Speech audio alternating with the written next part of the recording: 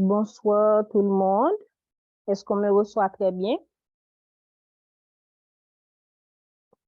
Oui, oui, oui, oui, 5 sur 5. Oui.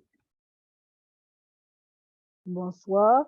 Est-ce que mon présentateur est là? C'est ma soeur Innocent.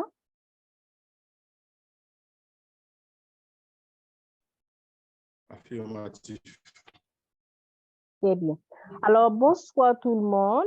Bienvenue à notre premier webinaire, une série de webinaires que le comité d'organisation des élections au Club Olympus a mis sur pied.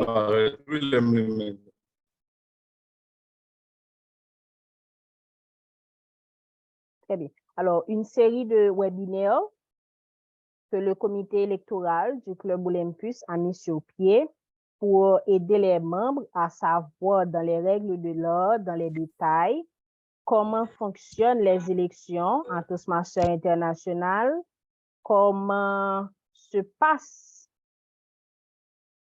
les activités au niveau du comité, quels sont les rôles des officiers. Aujourd'hui, plus particulièrement, nous allons faire un coup de projecteur sur les élections à Toastmasters international en général, sur les procédures, la manière de faire, et nous espérons qu'à la fin de ce webinaire, les Olympiens et les Olympiennes, et probablement les membres d'autres clubs qui sont là avec nous, trouveront l'engouement pour se présenter aux prochaines élections que nous aurons au niveau de nos différents clubs. Alors, les consignes pour cet après-midi, nous savons que nous sommes sur le Zoom. Ceux et celles qui n'auront pas à prendre la parole, prière de garder vos micros fermés. Toutefois, si vous le pouvez, vous êtes invité à garder votre caméra ouverte. Cela permettra au présentateur d'interagir avec vous et de voir un peu le public avec lequel il est en train de parler.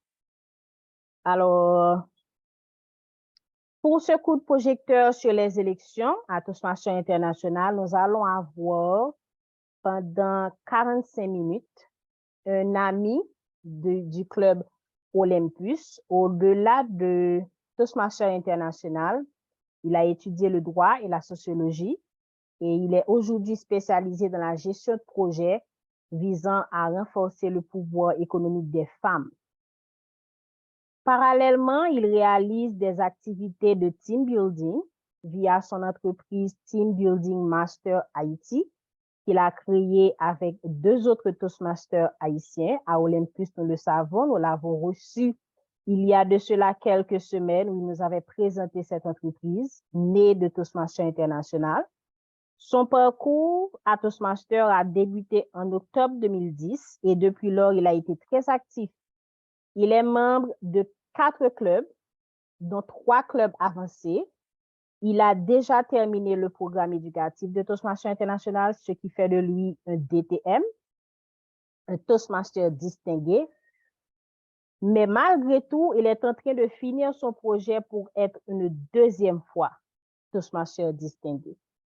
Il est l'ancien directeur immédiat du district 81 dans lequel nous sommes et il est l'entraîneur et le mentor d'une 12aine de Toastmasters en Haïti.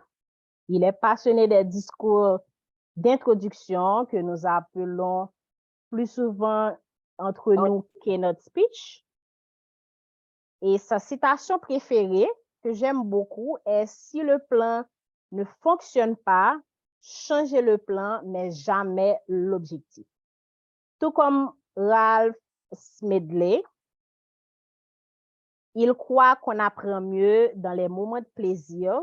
Ainsi, il essaie toujours de faire en sorte que ses présentations sont un moment de détente et de bonne ambiance. Alors, je suis sûre que ce soir, le Toastmaster, le distingué Toastmaster, excusez-moi, Innocent Richard va nous amener dans une aventure, dans un moment de détente et une bonne ambiance. J'espère que vous êtes tous disposés et prêts à apprendre avec lui. Donc, sur ce, je vous remets le micro virtuel DTM, futur 2 fois DTM, Innocent Richard.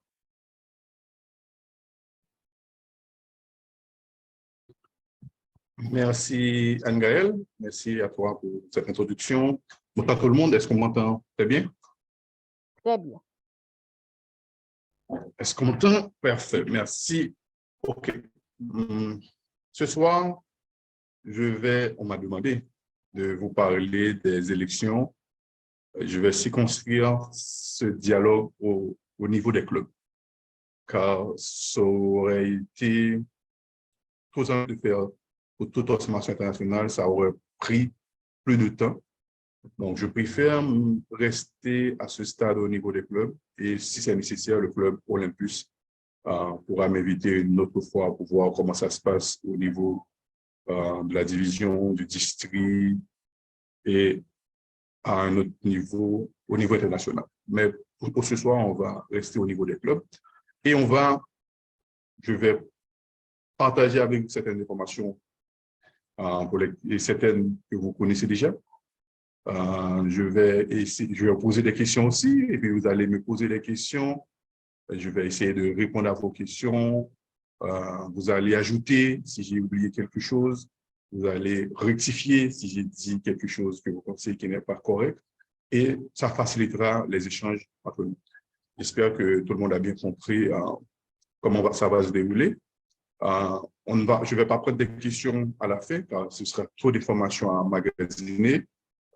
Peut-être à chaque un ou deux slides, je vais m'arrêter pour voir s'il y a des questions qu'on clarifie tout avant de passer à une prochaine étape. Voilà, je vais partager avec vous mon PowerPoint. Est-ce que tout le monde voit le PowerPoint?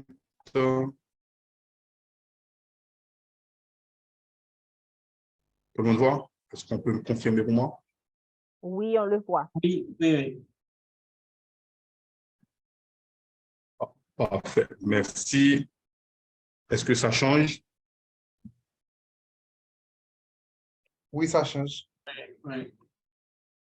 Oui, parfait. Alors, parler des élections revient d'abord à parler de définir c'est quoi une élection, tout le monde le sait déjà. Je vais entrer d'abord dans ce qu'on appelle la fréquence des élections. À quel moment on organise les élections au niveau des clubs de Toastmasters? Et c'est ma première question. Qui veut se lancer? À quel moment on organise les élections à Toastmasters? Nous sommes au mois d'avril, le club Olympus est en train de s'activer pour préparer les élections. Qui peut me dire à quel moment on organise les élections à Toastmasters International au niveau des clubs?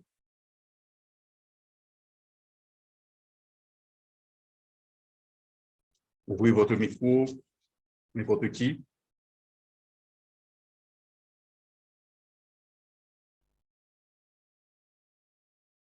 Est-ce que les gens dorment, Manuel? Est-ce qu'on peut remettre ça à demain? Bon, il me Non. semble qu'ils sont Esther en va train de parler. dormir. Esther? Oui, ben, au mois de mai, à la première réunion du mois de mai, si c'est un club annuel. Sinon, il me semble que si c'est semestriel, peut-être en janvier. Familier avec les clubs semestriels, mais les clubs annuels, c'est la première réunion du mois de mai. Je ne sais pas si tu m'as entendu. Parfait. Merci Esther pour ta contribution. Oui, tout à fait. Et je crois que tu as parfaitement raison. Il y a deux catégories de clubs, comme l'a dit Esther. Il y a des clubs qui se réunissent,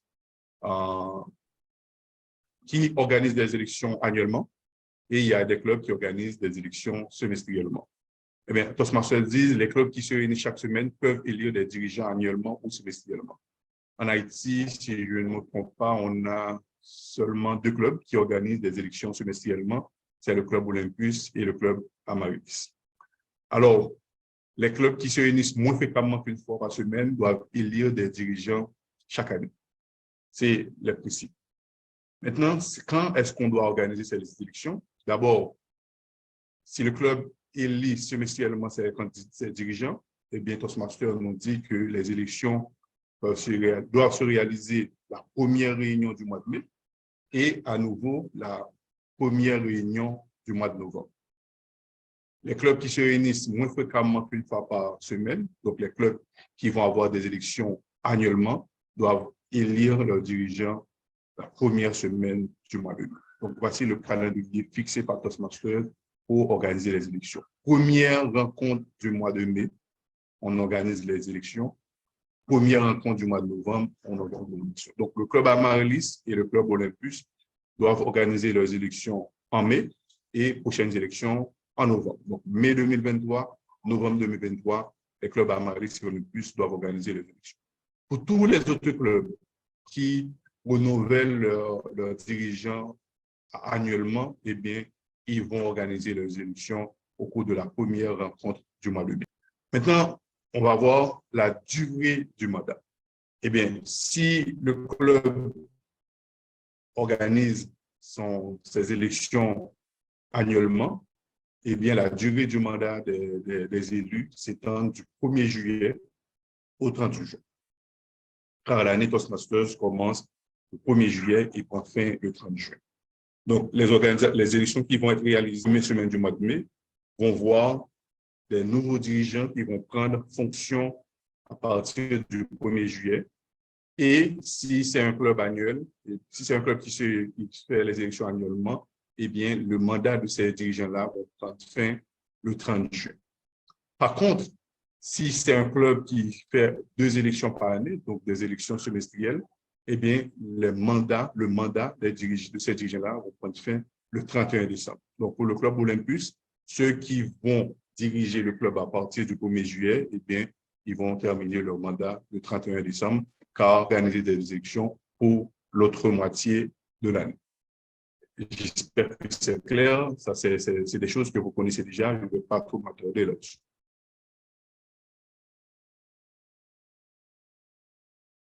Maintenant, avant les élections, que faire avant les élections? C'est ce que le club Olympus est en train de faire, se préparer, sensibiliser les membres pour qu'on ait des candidats. On ne peut pas avoir des élections sans des candidats, et préparer l'esprit des membres à respecter l'un des engagements qui est de servir de son club si on me demande. Il ne faut jamais oublier, on a prêté serment en disant je jure de servir mon club si on me le demande. Donc, c'est le meilleur moment où on va vous demander effectivement de servir votre club. Donc, au moins, Toastmasters nous dit au moins 2 semaines avant les élections, il faut nommer le Club Leadership Committee. Je n'ai pas voulu traduire cette appellation, j'ai préféré la laisser en anglais. Le Club Leadership Committee, ce qu'on appelle au niveau du district, le District Leadership Committee. Donc, 2 semaines avant les élections, ce comité doit être constitué.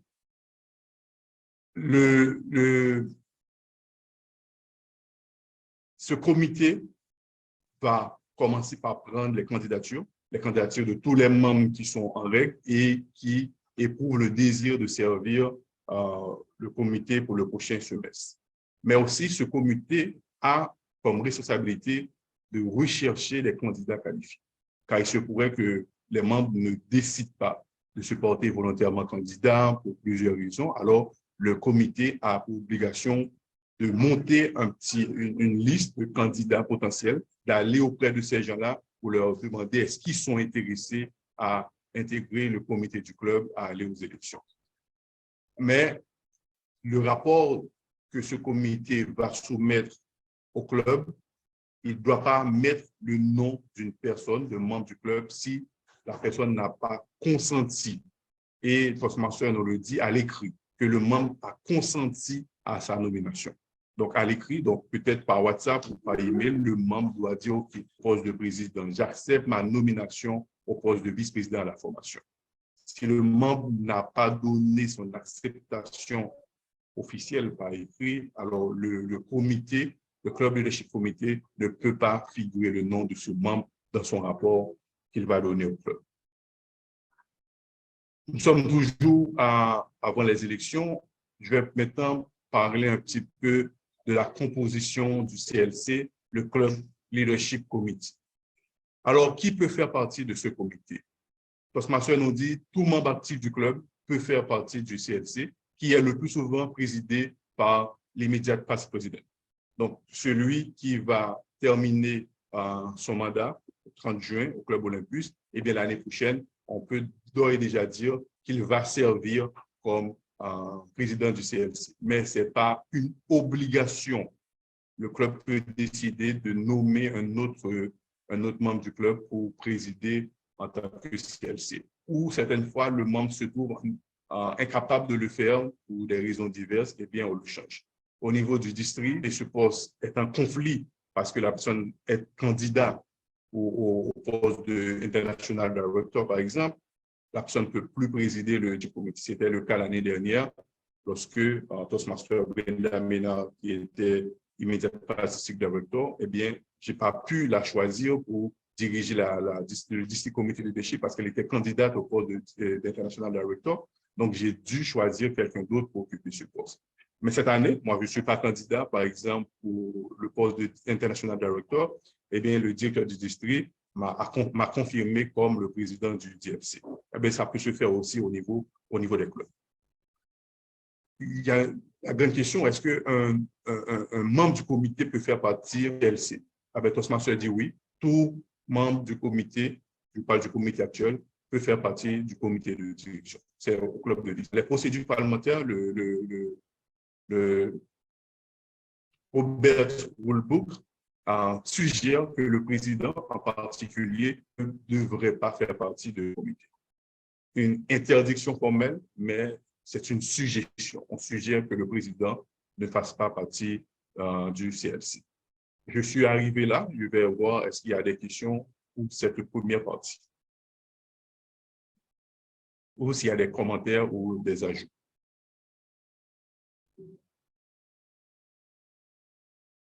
S'il n'y en a pas, je vais continuer, mais Anne-Gaëlle, s'il y a des questions dans le chat ou si quelqu'un lève la main, n'hésite pas à m'arrêter à n'importe quel moment pour prendre la question.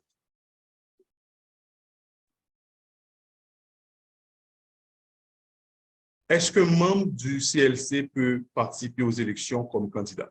Comme il n'y avait pas de question pour moi, alors moi, je vous pose une question.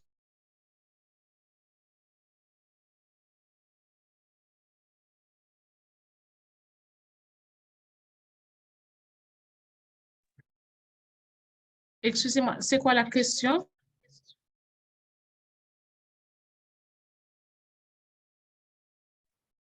OK, on avait fermé mon micro. Est-ce qu'un membre du CLC, du Club Leadership Committee, peut participer aux élections comme candidat?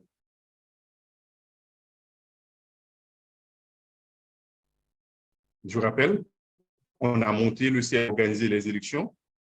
Il est composé de personnes, de 5 personnes. Avant les élections, est-ce qu'un membre de ce comité-là, qui est en charge de réaliser les élections, peut se porter comme candidat aux élections?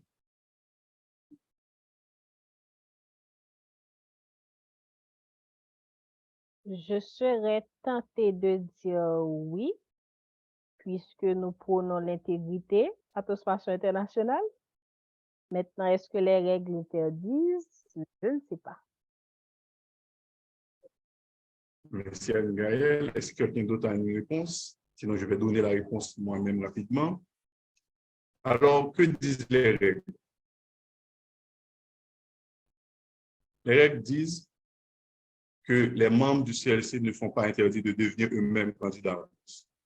Donc, oui, un membre du CLC peut être candidat aux élections et ce membre-là peut décider de se porter candidat le jour même des élections, ce qu'on appelle on the floor.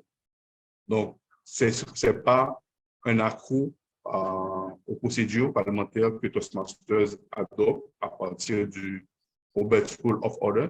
Donc, un membre du CLC peut être candidat aux élections, ce qui est contraire, par exemple, au niveau du district. C'est impossible au niveau du district qu'un membre du DLC peut se porter candidat. Donc, au niveau du club, il y a cette facilité. Maintenant, il y a le rapport que doit produire le CLC. Eh bien, on dit que le rapport du CLC est présenté à la réunion du club avant les élections. Donc, au moins une semaine avant les élections, eh bien, le CLC doit donner son rapport, incluant la liste des candidats. Est-ce qu'il y a 2 candidats au poste de président? Est-ce qu'il y a 3 candidats au poste de BPE? Qui sont ces candidats-là? Même si le CLC soumet son rapport avec la liste des candidats la première semaine du mois la première semaine avant les élections, cela n'empêche pas que le jour des élections, eh bien, qu'il peut y avoir de nouvelles candidatures. Maintenant, si le comité de direction du club, en fait, le CLC, ne remet pas son rapport au club lors de la réunion précédente de l'élection, 8 jours avant les élections, eh bien, le rapport est invalide. Et Toastmaster nous dit à ce moment, tous les candidats doivent se présenter on the floor. Donc, si le rapport n'est pas être présenté le jour des élections, tous les candidats doivent se présenter on the floor. Maintenant, qui peut être candidat? Qui peut se porter aux élections? Eh bien, tous les membres éligibles, tous ceux qui sont en règle avec le club, avec Toastmasters. Ce sont les membres actifs. Donc, le club doit aller sur le site, download la liste des membres actifs et voir quels sont les membres qui ont renouvelé leur adhésion. Et ce sont ces membres-là qui pourront à la fois voter, qui pourront à la fois être candidats. Un membre qui n'est pas actif ne peut ni être candidat, ni voter. Les postes à pouvoir, vous les connaissez déjà, s'il s'agit du poste de président, du vice-président à l'éducation, vice-président au recrutement, vice-président aux relations publiques, ou des fois, il y a cette flexibilité de combiner ces 2 postes-là, et pour finir, le poste du CIE. Donc, on a 2, 4, 6, 7 postes à pouvoir ou 6 au sein du comité. Maintenant, le comité élu, Toastmasters nous disent que tous les postes doivent être comblés, si possible. C'est-à-dire, on doit organiser des élections pour tous les postes et on doit avoir des élus pour tous les postes. Cependant, il arrive dans des cas exceptionnels où un club n'a pas assez de membres, par exemple, eh bien, le club ne peut pas avoir les 7 membres du comité. Alors, Toastmasters dit qu'il faut avoir au moins un minimum de 3 membres élus, soit le président, un vice-président, ça peut être recrutement ou relations publiques, et puis le secrétaire du club où la personne peut jouer les 2 rôles, trésorier, mais c'est 3 personnes différentes. C'est-à-dire le président ne peut pas être à la fois président et secrétaire, donc c'est 3 personnes différentes et c'est acceptable. S'il y a ces 3 personnes, le comité du club est constitué, légitime et peut fonctionner pour diriger le club, pour redresser la base du club, parce qu'un club qui a un comité de 3 membres, c'est un club qui a un petit problème qu'il va falloir redresser, coacher, etc. Je m'arrête là un moment pour savoir s'il y a des questions ou des commentaires. Alors, j'ai vu un commentaire dans le chat par rapport à la question que tu avais posée. Je pense que c'est Toastmaster Cherilus qui a dit on ne peut pas être juge électoral et candidat à la fois. Est-ce que les membres du CLC sont juges électoraux? Ça, c'est avant que j'avais donné la réponse, mais je suis sûr que maintenant, Marcel ne va plus le dire parce que ce n'est pas moi qui le dis, en fait. C'est les règles de Toastmasters qui le dit. Le comité électoral, si on veut l'appeler ici, eh bien, ils peuvent décider de se porter candidat. Ils peuvent même le faire le jour même. Hello, Richard. Du CLC et se porte candidat. Vas-y, Marcel. Hello, Richard. Oui, je t'écoute, vas-y. Oui, je ne sais pas si la communication passe bien, si vous m'entendez bien. Oui. Alors, tu avais dit que c'est possible au niveau du district, mais pas au niveau des clubs. Mais je pense qu'en termes d'intégrité, de toute façon, ce n'est pas intéressant pour faire partie d'une équipe électorale. On est quand même des juges électoraux, on va participer au dépouillement et se porter candidat en même temps. À ce moment-là, on devrait démissionner à l'avance et permettre à d'autres personnes d'intégrer le comité électoral. Bon, même si Toastmasters le permet, mais je trouve que ce n'est pas intéressant. On devrait démissionner, faire un choix. Soit on fait partie du comité électoral, soit on se porte candidat. C'était là mon opinion. Merci, Marcel. Et ça permet de clarifier effectivement. Si je suis membre du CLC et que le jour des élections, je décide d'aller, de me porter candidat, automatiquement, je sors du CLC. Je ne suis plus membre du CLC. Donc, la question, c'était, est-ce qu'un membre du CLC peut être candidat? Oui, le membre du CLC peut être candidat, mais il laisse le CLC en devenant candidat. Je suis tout à fait d'accord avec toi, Marcel. Et je n'avais pas dit que c'est possible au niveau du district. Au niveau du district, c'est totalement impossible. C'est-à-dire qu'au niveau du district, on a décidé de se retirer du DLC pour aller se porter candidat. Parce qu'au niveau du district, c'est un peu plus compliqué. On doit forcément passer une entrevue pour être candidat au niveau du district, même si on va aller on the floor. Alors, si tu n'avais pas posé ta candidature, tu n'avais pas passé une entrevue, tu ne peux pas être candidat au niveau du district si tu es membre du DLC. C'est pourquoi il est totalement impossible d'être membre du DLC et de se porter candidat. Mais au niveau du club, tu peux, le jour même des élections, laisser ton poste au niveau du comité électoral et te porter candidat. Merci, Marcel, ça m'a permis de clarifier le point. Est-ce qu'il y a un autre commentaire, d'autres questions? Une petite question. Alors, je sais qu'en général, le poste de président a beaucoup plus de contraintes. Tout à l'heure, on avait dit qu'un membre peut se porter candidat pour plusieurs postes. Est-ce qu'une personne qui se porte candidat à la présidence peut également briguer un autre poste en plus de la présidence?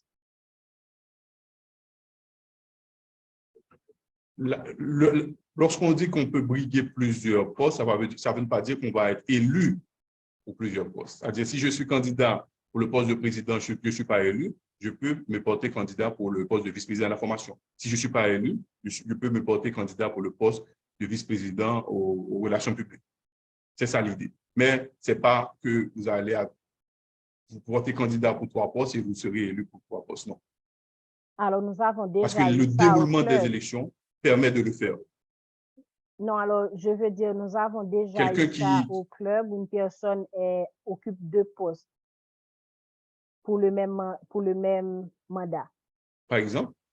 Le mandat précédent, Pascal était VPR et huissière.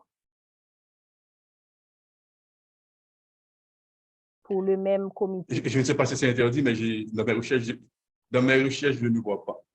Le seul poste qu'on peut combiner, c'est le poste de secrétaire et trésorier.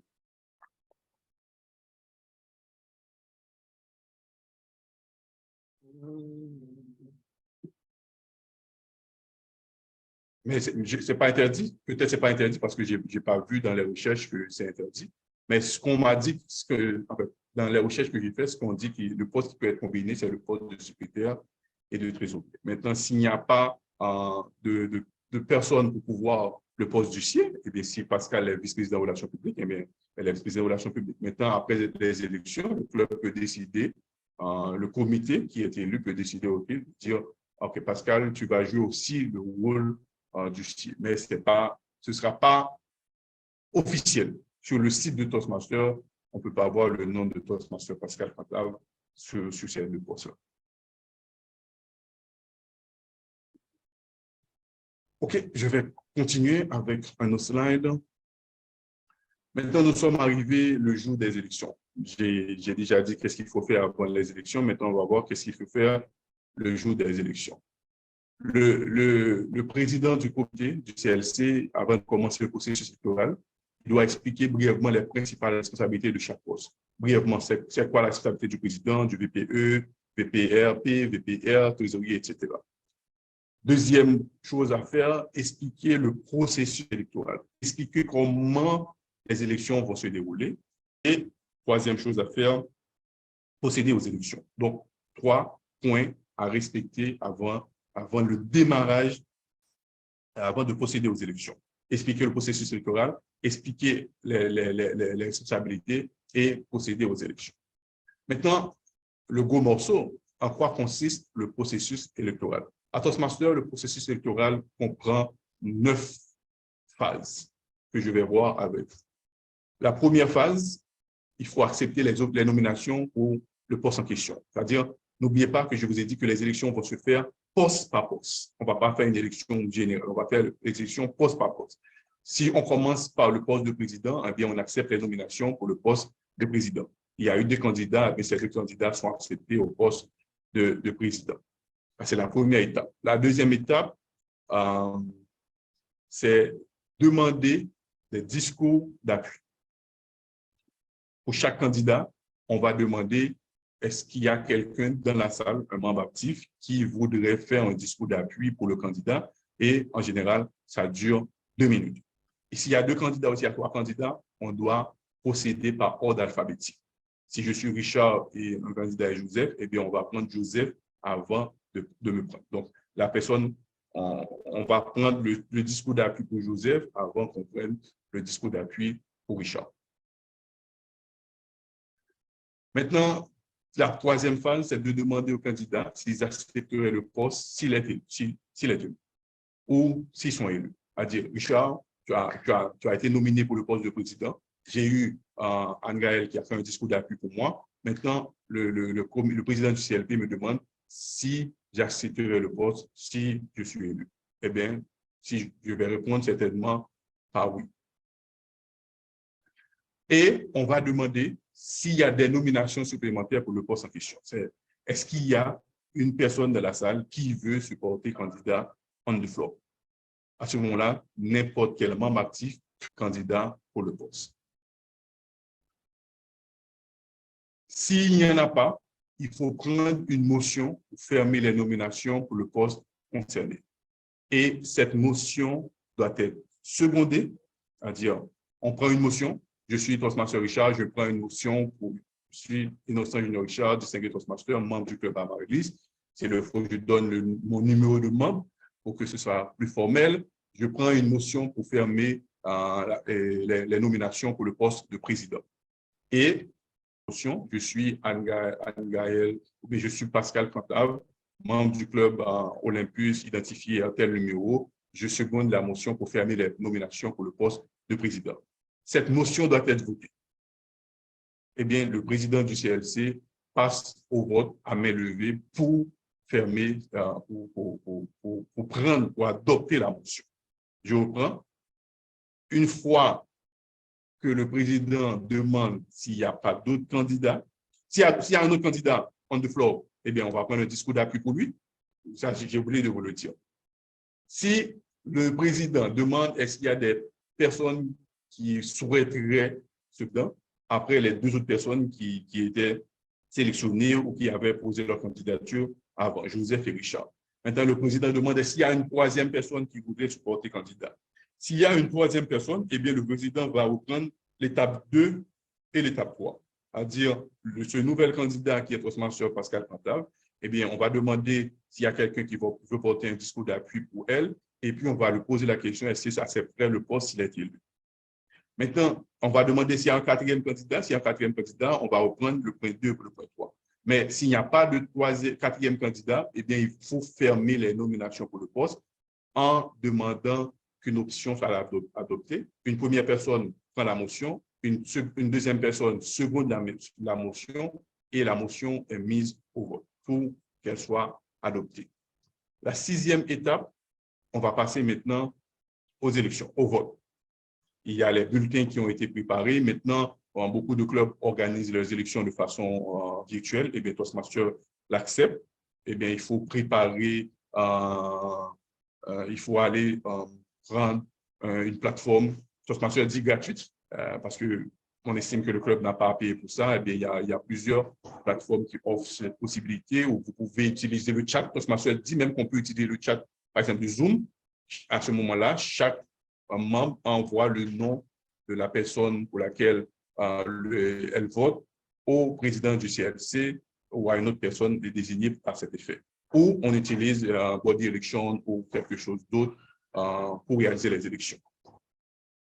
Et il y a une ou deux personnes qui surveillent le vote, qui s'assurent que on a eu 20 personnes dans la salle et bien les 20 personnes ont bien voté et qui fait le décompte. Et on va passer, une fois que le décompte est terminé, on va annoncer qui a remporté les élections. Ça, c'est les 8 premières étapes. N'oubliez pas que je vous avais dit qu'il y a 9 étapes. Je vais vous parler de la 9e étape dans un autre slide parce que c'est un petit peu plus compliqué. Maintenant, est-ce qu'il y a des questions par rapport à ces 8 étapes? Est-ce qu'il y a des commentaires?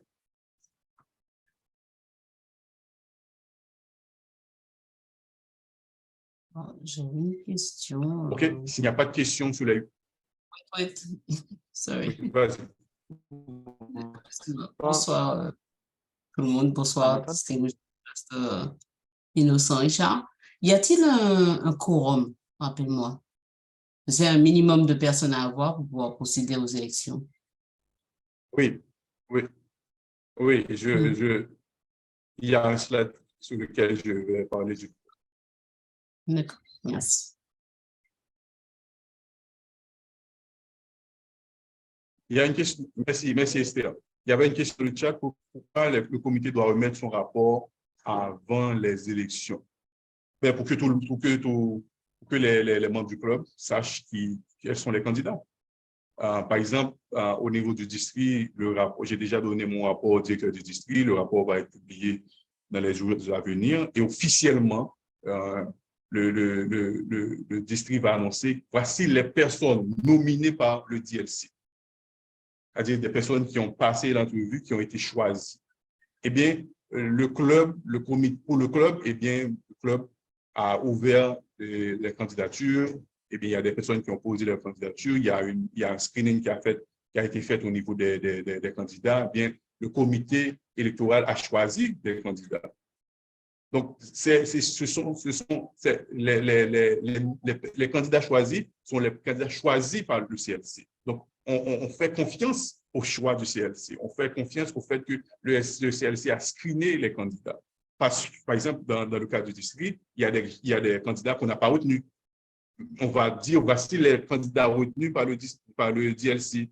Mais les candidats qui ne sont pas retenus par le DLC peuvent se porter candidat au on the floor quand même. Eh bien, vous allez voir, par exemple, s'il y a deux candidats, une candidate est choisie par le DLC, une candidate qui n'est pas choisie par le DLC, vous allez voir que lors de la campagne électorale, eh bien, le candidat choisi par le DLC va faire la promotion pour dire que je suis un candidat choisi par le DLC. Donc, j'ai passé un processus sélectif et j'ai été choisi. Mon adversaire n'a pas été choisi par le DLC. Donc, il y a une raison forcément pour que le DLC ne choisit pas ce candidat-là. Et le plus souvent, les électeurs, ils vont dans la direction, ils adoptent le choix qui a été fait par le DLC. Donc, ça peut être le même cas pour le club. Si le club a proposé des candidats, eh bien, les membres peuvent décider d'adopter le choix du club, mais ce n'est pas toujours gagné d'avance. OK. Maintenant, je vais passer à la 9e étape. Qu'arrive-t-il que fait en cas d'égalité? Si, lors du vote, il y a deux candidats qui ont obtenu chacun 12 votes, qu'est-ce qu'on fait? Question ouverte à tout le monde.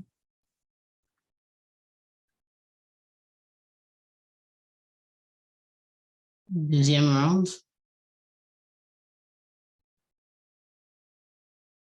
Pardon? Deuxième manche. Et c'est toi qui as répondu deuxième manche. Oui, je Maintenant, pense. ça peut arriver que lors de la deuxième manche, ils obtiennent encore l'égalité. Qu'est-ce qu'on fait? Ah ah. Faut bien choisir quelqu'un. Tu es d'accord avec moi, Esther, que ça peut arriver? Ça peut arriver, c'est Ça peut peut-être avoir 4 rare. personnes dans la salle. Il y a 12-12. On dit, moi, je supporte mon candidat jusqu'au bout. Je vote de la même façon. Et puis, l'égalité persiste. Continue à faire les élections jusqu'à ce qu'il n'y ait plus d'égalité. Ça, c'est le principe. On fait un deuxième vote, on fait un troisième vote, on fait un quatrième vote, jusqu'à ce qu'on élimine l'égalité. Mais Toastmaster nous dit aussi que les autres formes de bris d'égalité, officielles ou contraignantes pour le club, c'est-à-dire qu'il existe d'autres formes de bris d'égalité, mais on nous dit que ce ne sont pas des formes qui sont officielles et ces formes-là ne sont pas contraignantes pour le club. C'est le club qui peut décider d'adopter l'une de ces formes-là. Est-ce que vous connaissez une forme de bris d'égalité ou des formes de bris d'égalité? Est-ce que ça a déjà arrivé dans votre club pendant qu'on organise des élections qu'il y a eu égalité entre deux candidats? Qu'est-ce que vous aviez fait pour départager ces deux candidats?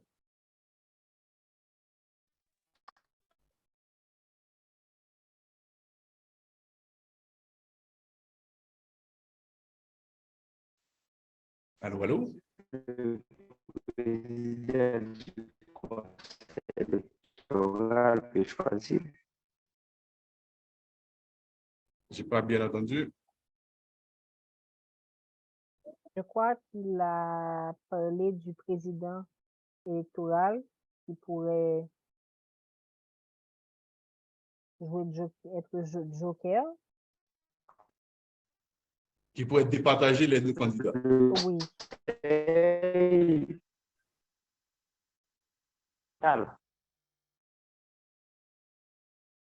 OK. Maintenant, dans quel cas le président du comité électoral peut départager les candidats? Ou n'importe quel membre? Parce que des fois, on pense que c'est seulement le président du comité électoral qui peut le faire. Non, n'importe quel membre peut le faire. Toastmasters nous dit à condition que ce membre n'avait pas participé aux élections. C'est-à-dire, on peut décider de dire, OK, les élections vont être organisées, eh bien, il y a une personne dans la salle qui ne va pas voter. Cette personne va voter uniquement s'il y a égalité. Et c'est ce qu'on fait le plus souvent. Les présidents du CLC ne participent pas au vote. Ils vont voter uniquement s'il y a égalité.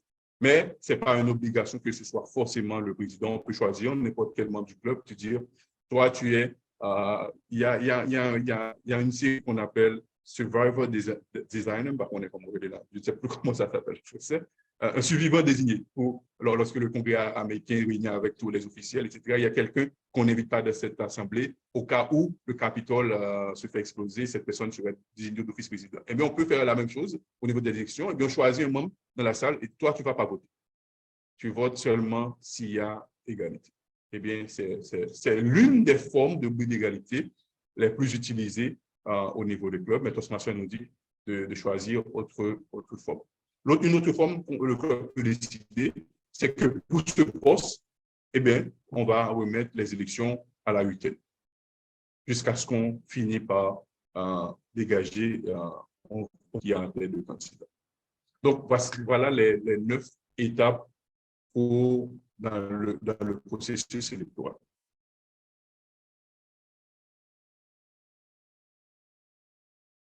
Maintenant, Esther vient de le mentionner, c'est est-ce qu'il doit y avoir un quorum pour la réalisation des élections? Eh bien, dès qu'il s'agit de discuter des affaires du club, il doit y avoir quorum. Si on fait dans la partie administrative, on va discuter des questions d'intérêt général, les questions qui concernent le fonctionnement du club, eh bien, le président du club doit s'assurer qu'il y a un quorum pour mener les affaires du club, y compris les élections. Donc, la première chose à vérifier, est-ce qu'il y a quorum ou pas? Et le quorum, c'est la majorité simple, c'est-à-dire qu'il faut qu'il y ait 50 plus 1 des membres actifs du club qui soient présents pour réaliser les élections. S'il n'y a pas de quorum, eh bien, les élections sont renvoyées à la huitaine. S'il n'y a pas de quorum, pas d'élection. Au niveau des clubs, il n'y a pas de procuration. Je donne mandat à un membre du club pour voter à place, ou je vote et j'envoie une enveloppe scellée pour voter non. Pour pouvoir voter, il faut être présent lors de la rencontre. Que ce soit une rencontre virtuelle, que ce soit une rencontre en présentiel. Autrefois, au niveau du district, lorsque c'était en présentiel, acceptait la procuration. Un membre qui ne pouvait pas aller à la conférence, eh bien, délègue, donne une procuration à un autre membre pour voter à sa place. En mode virtuel, Toastmasters l'interdit pour le district. Maintenant, l'année dernière, il y a une résolution qui a été prise, on enlève cette procuration au niveau du district. Vous voulez voter au niveau du district, il faut aller à la conférence. Il faut être présent. Si les élections vont être réalisées, bien sûr, en présentiel, eh bien, il faut être présent. Le seul endroit où on va accepter les procurations à Toastmasters, c'est au niveau international. Parce qu'on suppose que tout le monde ne va pas pouvoir venir à la convention, ils vont garder ça. Et pour voter, les membres doivent être en règle et présents. Et je l'avais dit, si le quorum n'est pas atteint, l'élection est reportée à la prochaine réunion du club où le quorum est atteint. Donc, tant qu'il n'y a pas de quorum, il n'y aura pas d'élection. C'est la seule exception qui peut faire que les élections ne soient pas réalisées la première semaine du mois de mai. C'est parce qu'il n'y a pas de quorum, ou bien on va remettre ça à la deuxième semaine du mois de mai ou à la troisième semaine du mois de mai jusqu'à ce qu'on trouve le quorum. Maintenant, j'avais vu avec vous que faire avant les élections, que faire pendant les élections. Maintenant, on va voir quoi faire après les élections. Avant d'arriver dans cette section, est-ce qu'il y a des questions? Est-ce qu'il y a des commentaires?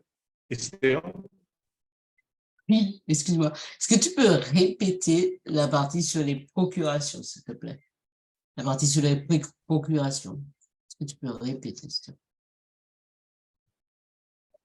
OK. Au niveau du club, il n'y a pas de procuration. On ne peut pas donner mandat à quelqu'un pour voter pour moi. Je ne peux pas donner mandat à quelqu'un pour voter pour moi au niveau du club. Même en virtuel. Que ce soit en présentiel, que ce soit en virtuel. Dans le temps, dans le passé, au niveau du district, même en virtuel, le membre doit être présent. C'est admis que les membres pouvaient donner procuration à quelqu'un pour voter en présentiel, uniquement, pas en virtuel. En virtuel, on doit être là.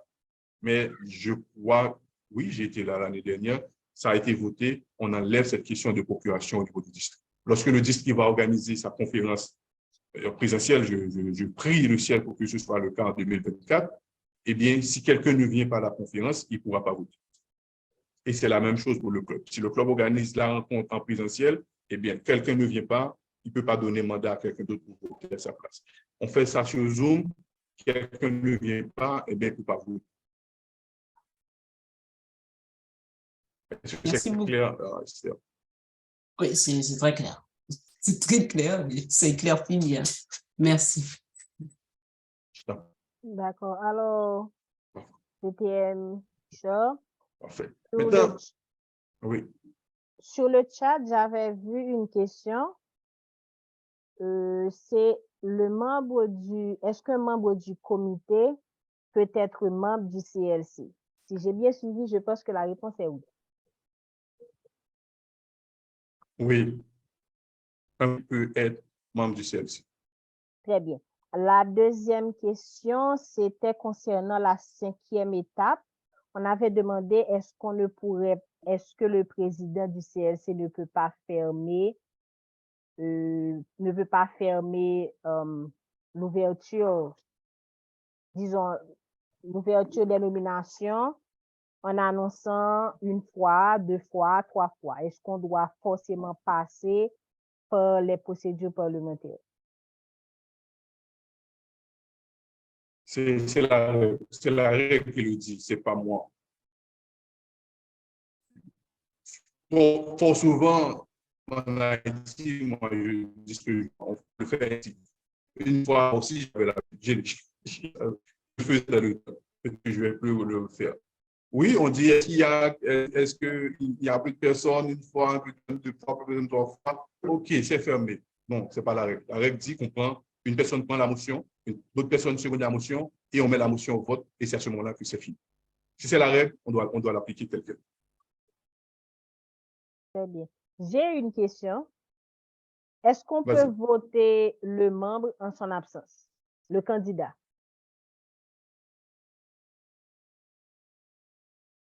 Oui, oui. Une belle question. Est-ce que je suis obligé d'être là pour être candidat? Non.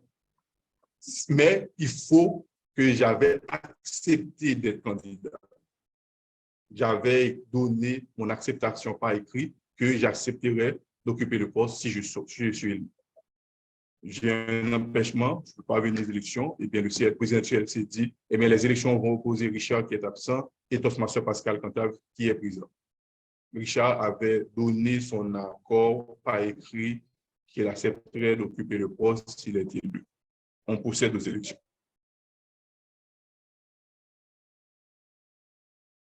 Est-ce que ça va? Oui. Parfait. Merci pour la question. Ça permet effectivement de répondre à une question fondamentale qui arrive le plus souvent, beaucoup de fois. Mais ce que j'ai toujours constaté aussi, c'est que les membres qui sont là, ils n'aiment pas lorsque les candidats ne sont pas là. Dans pratiquement la quasi-totalité des fois où j'ai déjà vu ce scénario, eh bien, le membre qui n'est pas là, il n'est pas élu. C'est comme si les membres le prennent comme un manque de respect. Ah, la personne n'a pas de temps, etc. Donc, si vous voulez être candidat, assurez-vous d'être. Maintenant, quoi faire après les élections? Après les élections, le président ou le secrétaire met les noms et coordonnées des officiers élus à Toastmasters International via le club central. Il y a une tout le monde le fait. Si ce n'est pas possible, il y a une forme qu'il faut laisser une copie de cette forme au niveau du secrétariat du club et la forme par adresse, par DHL ou par la poste et ils vont accepter les résultats. Internet, c'est plus facile. Les élections sont terminées, le président signe les résolutions et donne au président, et le président monte sur son compte, eh bien, il va inscrire les nouveaux dirigeants. Mais les dates limites pour soumettre les listes, 30 juin pour les élections annuelles, 30 juin et 31 décembre pour les élections semestrielles. C'est-à-dire le club Olympus et le club Amaryllis, 30 juin et 31 décembre, parce qu'ils organisent 2 élections. Pour tous les autres clubs, la date limite pour soumettre la liste des candidats, c'est le 30 juin. C'est extrêmement important, parce que si vous ne soumettez pas cette liste-là, eh bien, le club va avoir des difficultés à avoir accès au club central. Il va falloir faire toute une démarche pour appeler Toastmasters International par téléphone, pour donner les noms des élus, etc. Donc, au lieu d'entrer dans ce cycle vicieux, prenez le temps avant le 30 juin pour soumettre la liste des élus. D'ailleurs, vous organisez votre élection première semaine du mois de mai. Donc, si les élections sont organisées la première semaine du mois de mai, pourquoi ne pas respecter ce délai du 30 juin? Et je crois que dans le DCP, ça donne au club un point. Donc, c'est un point qu'il faut permettre au club de gagner dès le début de l'année. Une attention qu'il faut apporter, c'est que lorsque vous allez enregistrer les élus, il faut utiliser le bon bouton, le mandat futur, afin que vous ne remplacez pas les actuels dirigeants qui sont en place. Il faut bien vous assurer d'inscrire les nouveaux élus pour l'année qui va venir et non pour l'année en cours. Est-ce que c'est clair? Parce que ça arrive aussi des fois, pas attention à cette partie-là. Donc, président, secrétaire, assurez-vous de bien utiliser le bon bouton pour enregistrer les nouveaux élus du club. Maintenant, qu'arrive-t-il? Voilà. J'espère que j'ai le slide. Je vais m'abstenir d'en parler, mais je suis que j'ai le slide. Maintenant, installation des officiers élus. Ça, c'est encore après les élections. Et bien après les élections, le président du club sortant organise une cérémonie d'installation à l'intention des nouveaux élus. Alors, Toastmasters nous dit que cette installation peut être faite lors d'une réunion régulière du club, mais à la fin, si on le fait lors d'une réunion régulière, eh bien, on fait tout le processus des discours, improvisation, gestion administrative du club, et puis on va laisser une quinzaine de minutes à la fin pour procéder à l'installation du nouveau comité. Comme on peut aussi décider de faire un événement spécial.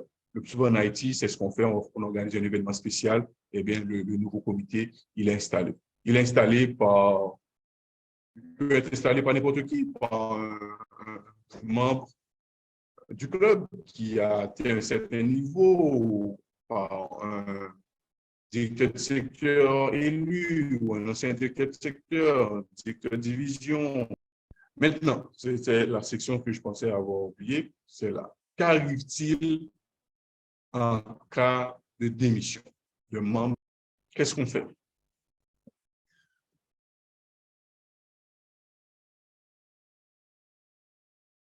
J'étais 7 membres au niveau du comité. Le 1er juillet, ils sont nés. Et le 9 juillet, l'un des membres décide de démissionner. Qu'est-ce qu'on fait? On va faire les élections. On refait les élections pour le poste. Ouais. Je crois qu'on doit aussi... Toutes vacances de poste, à l'exception... Ouais, on va enlever son nom. Toutes vacances de poste, à l'exception du président sortant du club. Ouais. L'immédiat passe-président, il fait partie du comité. Même s'il n'est pas élu, c'est un poste comité d'office. Il est office membre du comité comme conseiller du comité. Mais si lui, il décide de ne pas cette fonction, eh bien, on ne va pas le remplacer. Mais pour les autres, 7 autres membres, s'il y en a un qui démissionne, eh bien, on doit faire une élection spéciale tenue à la prochaine réunion suivant l'annonce de démission. Si le club annonce le 9 juillet, eh bien, que le vice-président au recrutement a démissionné, eh bien, le 16 juillet, on doit organiser une élection pour remplacer ce membre-là. Qu'est-ce que Toastmaster va faire? Le 16 juillet, un nouveau membre est élu. On va considérer que son mandat a débuté le 1er juillet. Lorsque vous allez l'enregistrer, eh bien, Toastmaster va faire en sorte que son mandat a commencé le 1er juillet. C'est ce que dit les règles. Peu importe la période, le jour dans le mois où la personne a été élue pour remplacer un autre membre, son mandat va commencer le 1er du mois.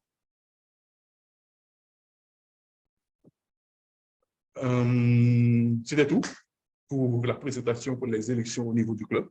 Je souhaite déjà bonne élection au club olympique, bonnes élections aux autres clubs de la division et du district 81. Maintenant, s'il y a des questions, parce que c'est fini de ma part, si vous pensez qu'il y a un aspect que je n'ai pas parlé, on peut quand même poser la question et je vais essayer de vous répondre.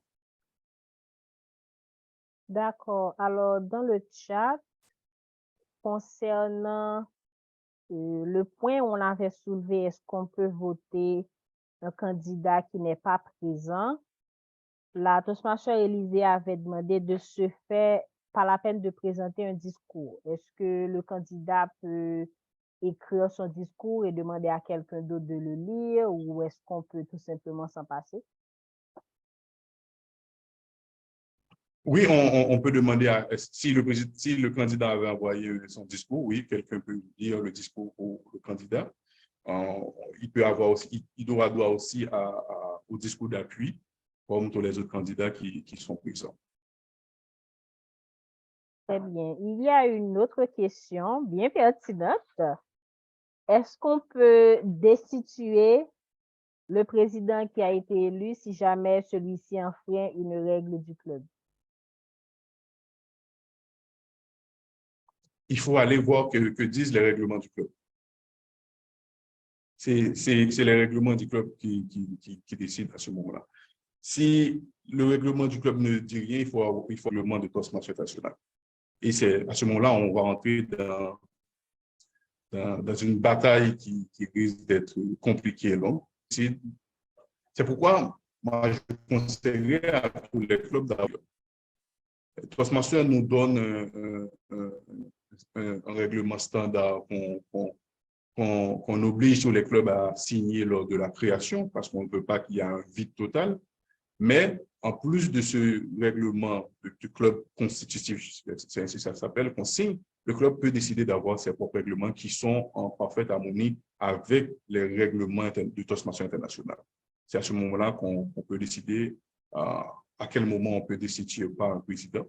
Si le club, si c'était dans les règlements du club, c'est pas en violation avec les lois de Toastmaster International, on va notifier que Toastmaster on a destitué tel membre et on a procédé aux élections et il a été remplacé par un autre membre. Mais c'est compliqué. Dès qu'on arrive au niveau du club dans ce genre de situation, c'est compliqué. Pour exclure un membre du club, c'est toujours le club qui doit décider. Même si vous écrivez Toastmaster, Toastmaster va vous dire, va suivre les règlements du club. Parce qu'à Toastmaster, le club, c'est l'entité qui a le pouvoir. Pascal?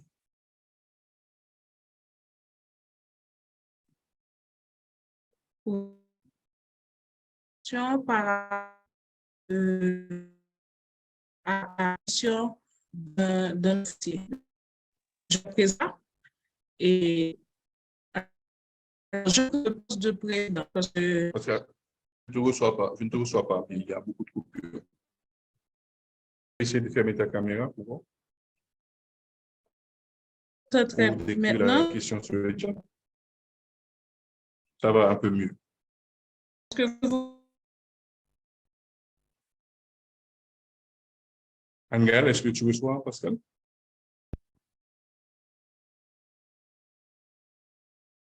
Non, ça ne marche pas, Pascal. On t'entend plus.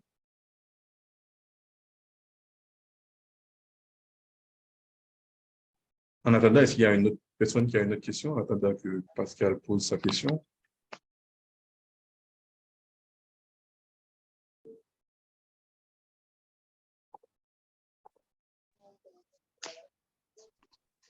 Bonsoir. Alors, j'ai une Bonsoir. question. Vous m'entendez? Tout à fait.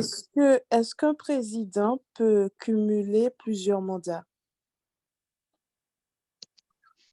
Très belle question. Successivement, non. Le président, c'est le seul poste pour lequel il n'est pas autorisé de se reporter candidat pour l'année prochaine. Une fois le mandat du président termine, il sera immédiatement président. Il ne pourra pas se porter candidat aux prochaines élections comme président. Il peut revenir, mais pas immédiatement. Alors que pour tous les autres postes, la personne peut être vice-président pendant 3, 4, 5 fois successivement. Mais pour le président, tu termines ton mandat, tu vas jouer le rôle d'immédiat vice-président. Après, tu peux revenir comme candidat au poste de président à nouveau, mais pas tout de suite. Merci pour la question. C'était une très bonne question. J'ai un commentaire sur ce point-là. Alors, il doit revenir annuellement parce que nous avons déjà eu un président successivement pour 2 mandats semestriels. Oui, pour les clubs qui organisent les élections semestrielles, oui, le président pour le prochain semestre. Mais c'est annuel. Mais après les 2 mandats semestriels, il ne peut plus être candidat à sa réélection. Pour les clubs qui ont des élections annuellement, le président, une fois son mandat d'1 an terminé, il ne peut pas automatiquement se succéder à lui-même. C'est pourquoi vous allez voir que dans la forme à remplir, par exemple, pour être candidat au poste de directeur de division, directeur de secteur, et j'en passe, on te dit que tu dois passer au moins 6 mois dans ce comité parce qu'on accepte que le mandat de 6 mois, c'est un mandat valide.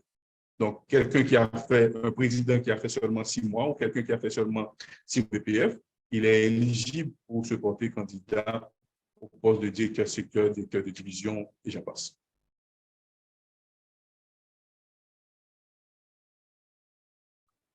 Pascal dans le chat, non?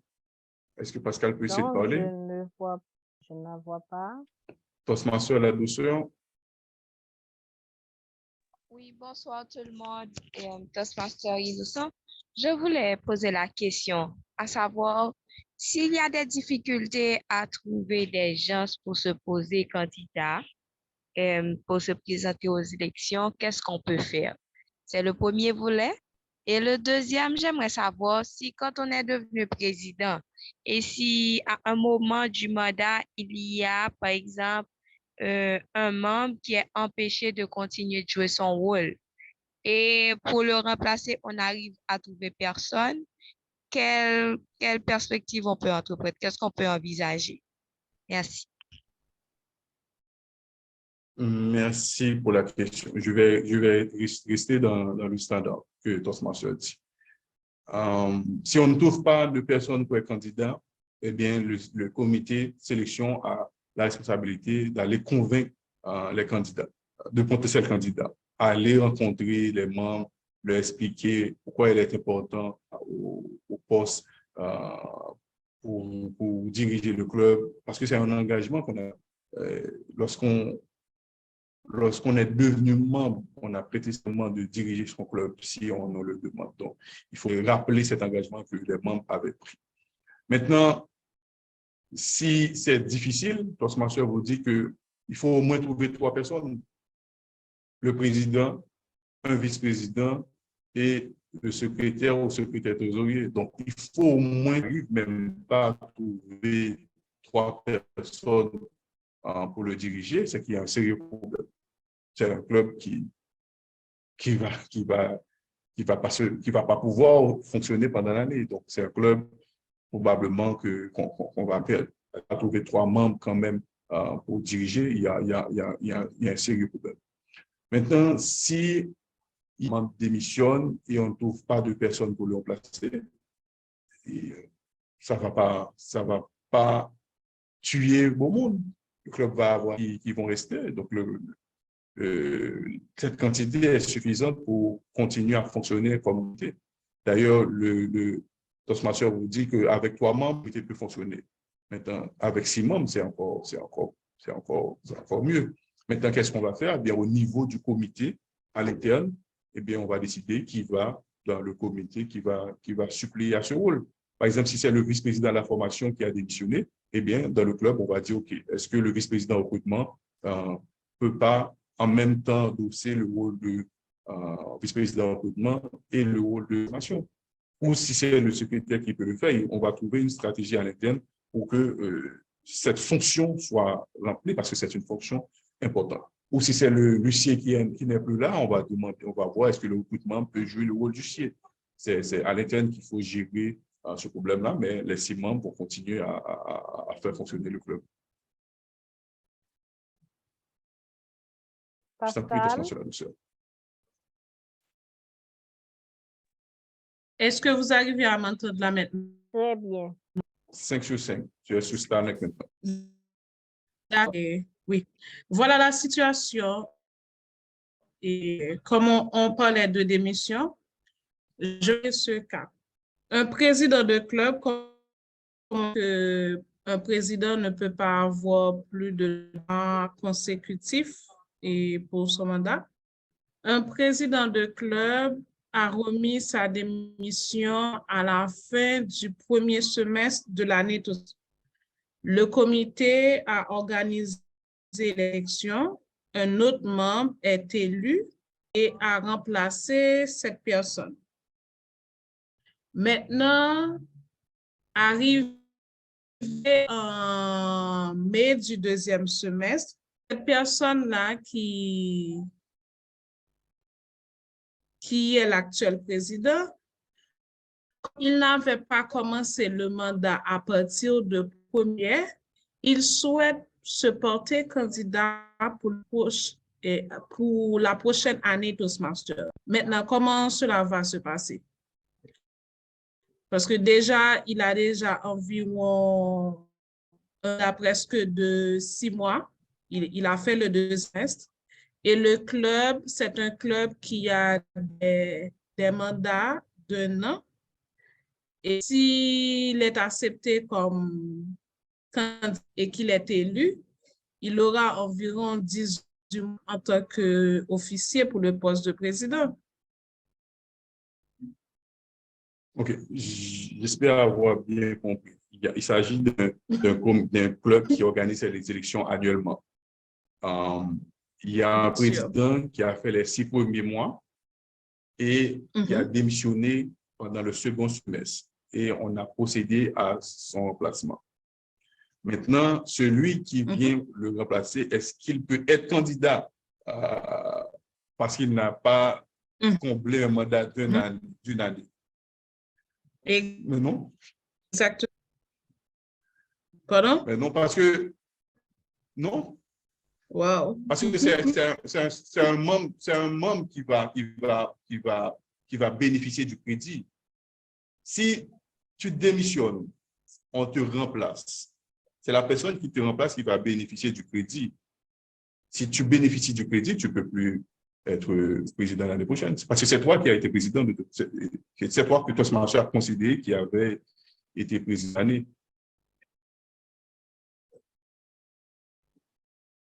OK. Donc, je crois qu'il y a une période pour pouvoir bénéficier de ce crédit-là. Maintenant, si la période est passée, peut-être que cette personne, exceptionnellement, peut être candidate. Mais c'est un cas d'école. Je peux aller approfondir là-dessus. C'est en fonction du délai qu'on va voir.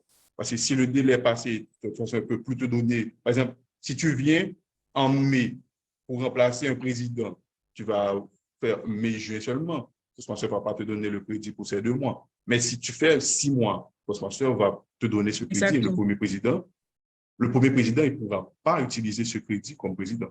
Il ne peut pas aller à un autre poste en disant que j'ai été président du club olympique à cette période. Ça ne va pas figurer dans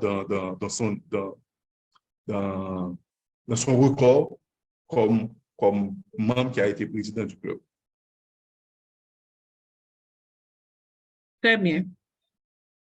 Par exemple, Merci. si on va essayer de prendre le cas d'un directeur de secteur. Un directeur de secteur qu'on remplace, Toastmaster nous donne une période pour remplacer un directeur de secteur. Si on remplace ce directeur de secteur, eh bien, celui qui est remplacé, il ne jouera pas de ce statut de directeur de secteur. Il ne peut pas faire prévaloir le fait qu'il a été directeur de secteur. C'est la personne qui l'a remplacé qui va pouvoir faire prévaloir ce droit. Mais si la période est finie, même si on remplace, par exemple, on te remplace comme directeur de secteur, on te nomme Pascal pour remplacer Anne-Gaëlle comme directrice de secteur, eh bien, ni toi, ni Anne-Gaëlle, vous n'allez pas jouir de ce privilège. C'est comme vous venez juste pour combler une place. Par exemple, si le président, celui qui remplace le président, il vient juste pour les 4 derniers mois, eh bien, il vient rendre service au club pour les 4 des prochains mois et il peut être candidat pour les prochaines élections. C'est à ce moment-là qu'il sera considéré président pour avoir le crédit comme président. Est-ce que c'est clair? Parce que toute la question, c'est avoir le crédit. Si tu n'as pas le crédit, tu peux être candidat à nouveau. Mais si tu as le crédit, tu ne peux plus être candidat.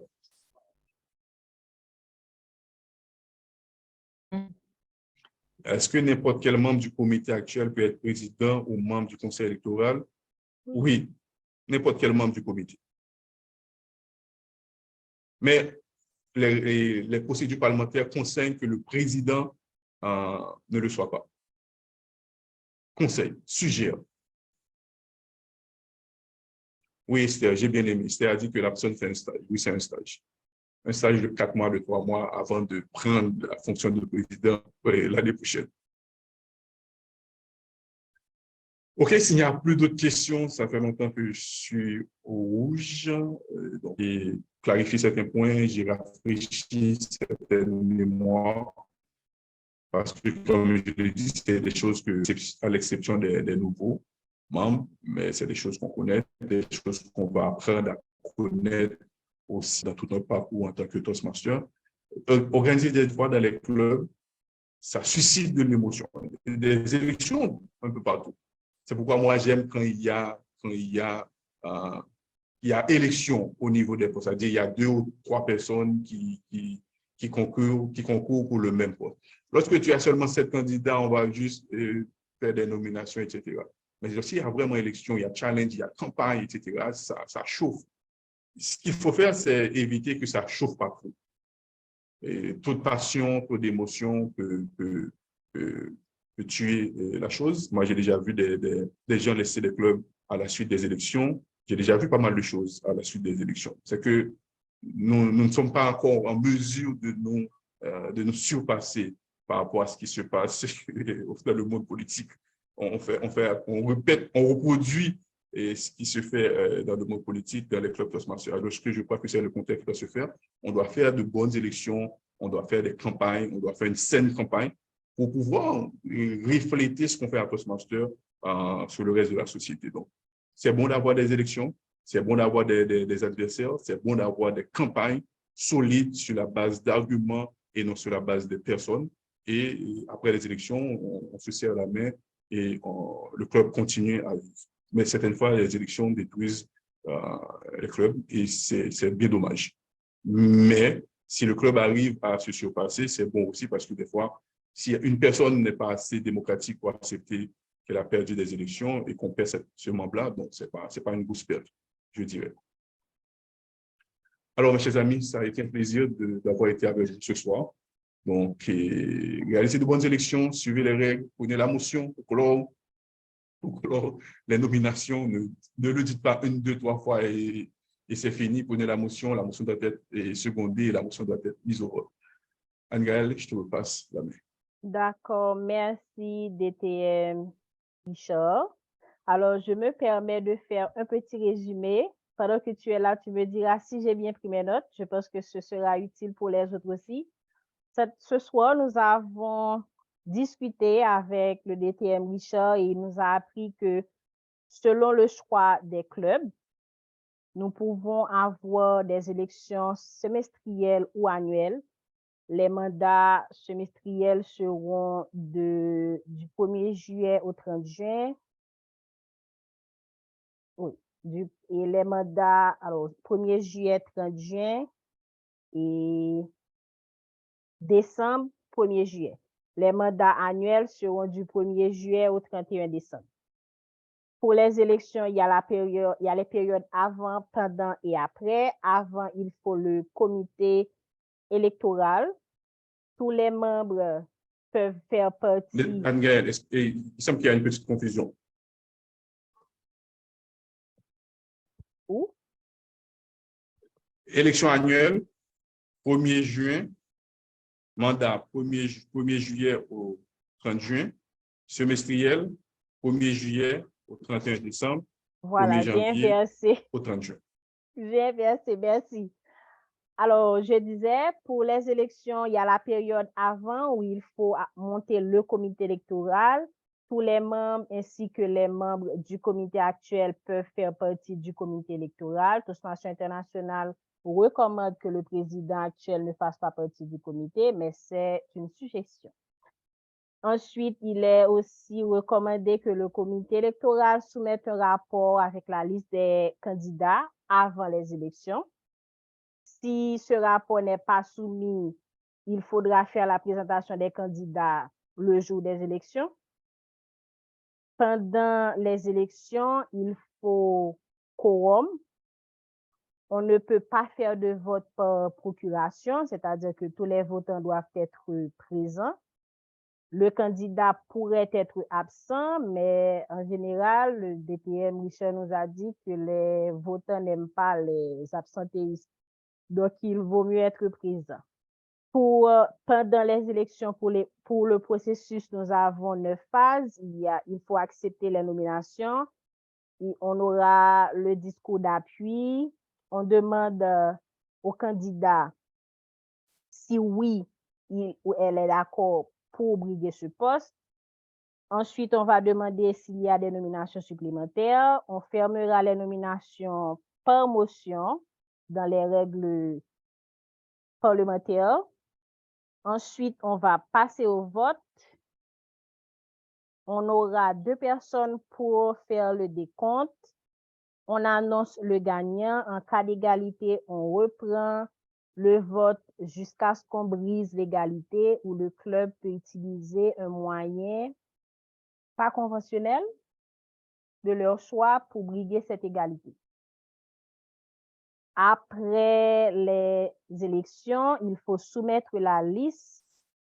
Une petite motion, Anne-Gaëlle. Bien sûr. Une petite motion. Le candidat aussi aura à faire un petit discours de 2 minutes. Après que le président du CLC lui demande est-ce qu'il accepterait d'occuper le poste qui a été élu, il est invité à faire un discours de 2 minutes aussi.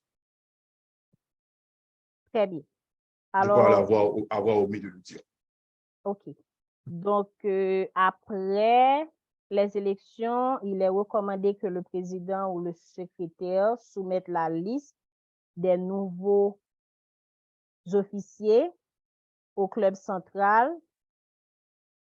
Les dates limites sont le 30 juin ou le 31 décembre. Ensuite, après, on fera, il est prévu une cérémonie d'installation. On peut le faire dans une réunion normale ou une réunion spéciale comme on le fait. Et pour le processus, avec les 9 phases, c'est le même processus par poste. On ne peut pas faire le processus pour tous les postes en même temps. Ensuite, le DTM Richard nous avait parlé du petit bouton où lorsqu'on soumet la liste des nouveaux officiers, il faut s'assurer de cliquer sur mandat futur afin de ne pas remplacer les officiers actuels, mais plutôt soumettre la liste des officiers pour le prochain mandat. Est-ce que j'ai été une bonne élève?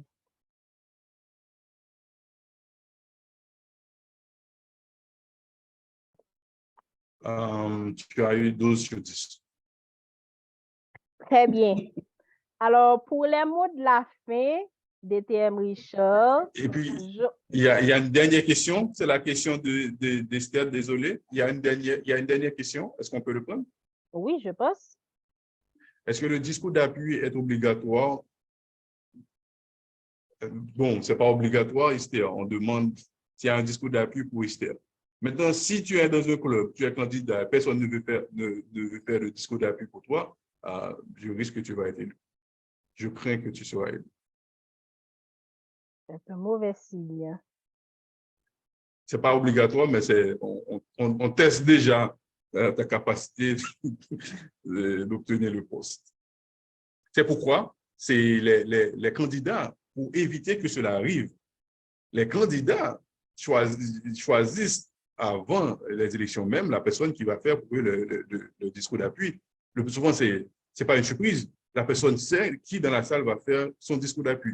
Maintenant, si en tant que candidat, tu ne te débrouilles pas pour avoir la personne qui va faire pour toi le discours d'appui, tu vas attendre que volontairement dans la salle, quelqu'un va le faire, tu risques de tomber des nues et personne ne le fait pour toi, pas parce que les gens ne t'aiment pas, tu sais, des fois les gens ils sont stressés, ils sont timides, ils ne peuvent pas prendre la parole.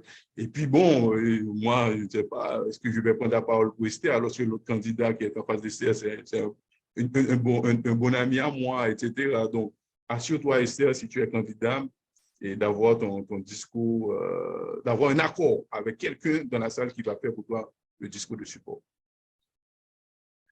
Et Anne-Gaëlle, désolé.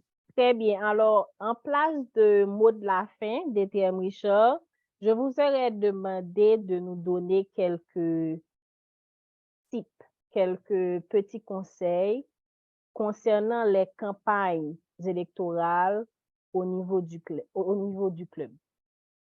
Ce qu'il faut faire, ce qu'il ne faudrait pas faire, ce qui marche bien. Quelques petits tips pour nos futurs candidats.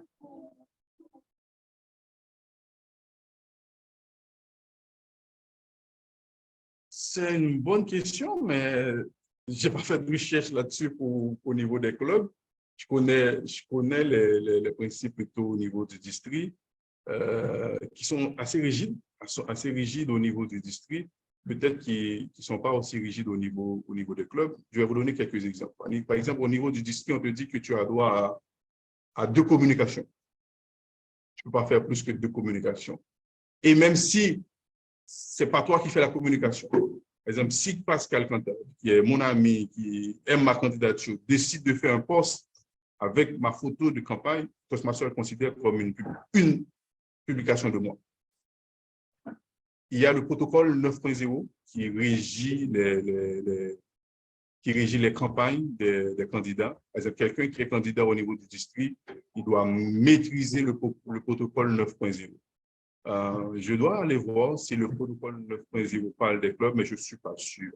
Maintenant, de faire une campagne saine, de se vendre comme candidat sur la base d'un programme qu'on a, sur la base des promesses électorales qu'on va faire, pas des promesses farfelues, parce qu'il y a des choses qu'on peut faire, il y a des choses qu'on ne peut pas faire, et de respecter son adversaire qui est en face de soi, de ne pas dire des propos malsains, de ne pas rabaisser la personne qui est en face de soi, que ce soit à travers les outils de communication qu'on va utiliser, que ce soit lors de son discours, de prise de parole le jour des élections, de rester le plus que possible professionnel dans ce qu'on fait comme Toastmaster dans les élections, pour ne pas tomber dans les mêmes torts qu'on produit dans la société de façon générale. Donc, on doit donner l'exemple pour que notre façon de faire des élections puisse se refléter sur la société et non l'inverse. Donc, si j'ai un conseil à donner, c'est ça. Faire de bonnes campagnes, très intelligentes, sans entrer dans la vulgarité, sans entrer dans des attaques personnelles qui ne vont pas apporter quelque chose de bénéfique au club, parce que de toute façon, une fois élu, tu vas avoir besoin du club ou des partisans de l'autre candidat pour pouvoir mener à bien le club. Si tu as mené une campagne qui divise le club, eh bien, tu vas passer un mandat assez compliqué. eh bien, les candidats de l'autre parti, ils vont pas se manifester, ils vont pas te supporter pendant ton mandat parce qu'ils vont se rappeler des choses que tu avais dit quand tu étais en campagne. Les gens, ils n'oublient pas. Donc, on fait des campagnes saines. On est en apprentissage. On n'est pas venu pour battre l'autre parce qu'on va avoir un salaire. Être candidat, être dans un comité de Toastmasters, il faut avoir du temps, de l'énergie et son argent personnel, des fois, pour investir. Donc, ce qu'on gagne, c'est en termes de leadership, en termes d'organisation, en termes de gestion. Maintenant, n'allez pas vous battre pour faire des ennemis pour un poste où vous allez vous sacrifier encore. Donc, faites le jeu en gentleman. Je ne sais pas comment on dit ça pour les femmes, en gentlewoman. Bon, j'espère que ça existe. En gentleman ou gentlewoman, on fait des bonnes campagnes, bonnes élections. Et après, tout le monde se croise, on se donne la main, on est, comment dire, il y a le fair play électoral qui se fait. Et puis, après les élections, le club se réunit autour des élus. Mais moi, j'ai déjà vu au niveau de la division D des campagnes électorales malsaines, des résultats qui ont divisé la division D et qui ont laissé des traces, qui ont laissé des goûts amers. Donc, je ne voudrais pas que ça reproduise au niveau des clubs. On doit avoir cette capacité. Si Pascal est candidat et que Karl Lacrête est candidat en face de Pascal, Pascal doit accepter que moi, je supporte Karl Lacrête sans que j'ai un problème personnel avec Pascal. Donc, j'ai ce droit quand même de supporter publiquement un autre candidat. Ça n'enlève rien à l'estime que j'ai pour Pascal, ça n'enlève rien à l'amitié que j'ai pour Pascal, mais je dois faire un choix. Je ne peux pas supporter les deux candidats. Donc, c'est cette pratique qu'on doit essayer de faire. Je supporte un candidat, je ne te supporte pas, mais je n'ai rien avec toi, je n'ai rien de personnel avec toi. Si tu es le président, moi, bon, je suis derrière toi. C'est ce que moi, je souhaite qu'on arrive à faire un jour au niveau des clubs Toastmasters et un jour au niveau du pays. Très bien. Merci beaucoup, DTM Richard, pour cette présentation. Le DTM Richard nous avait promis un moment de détente. Moi, je me suis beaucoup amusée. J'espère que cela a été la même chose pour vous tous ici présents. Donc, je vais prendre congé de vous ce soir et je vais vous donner rendez-vous jeudi prochain, jeudi 13 à la même heure. Notre sujet sera VPE et secrétaire, l'épine dorsale de club Toastmaster. Nous aurons une intervenante bien connue à la division D et 2 panélistes. Alors, je vous dis à tous bonne soirée. Je ne pense pas que j'ai des participants d'autres pays très, très, très loin. Donc, je dis à vous tous et à vous toutes bonne soirée. Merci encore à toute l'équipe. À notre chère chronométreuse, même si on a ignoré ton carton, nous nous inclinons devant toi. Nous avons bien vu le carton, mais le sujet était très intéressant. Nous avons vraiment apprécié le moment. J'ai beaucoup apprécié le moment. Donc, je vous dis à tous bonne soirée et à jeudi prochain, même heure. Bonne soirée, merci beaucoup. Bye bye. DTM Richard. Oui, c'était. D'accord, bonne soirée. Au revoir. Merci beaucoup. Bye bye. Bye bye.